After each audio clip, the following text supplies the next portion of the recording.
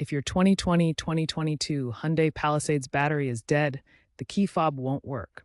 But don't worry, there's a mechanical key inside the fob. Locate the small cover on the driver's side door handle. It will have a slot you can use to manually unlock the door with the physical key. Simply insert the key and turn to unlock.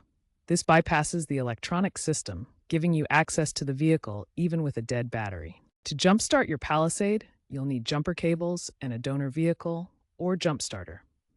First, ensure you have jumper cables and either a donor vehicle or a portable jump starter.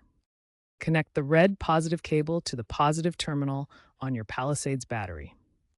Then connect the other end of the red cable to the positive terminal of the donor battery.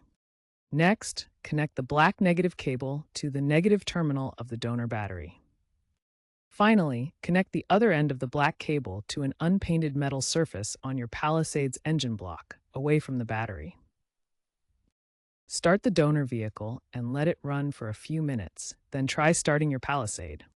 Once started, let your Palisade run for at least 20 minutes to recharge the battery. Disconnect the cables in reverse order.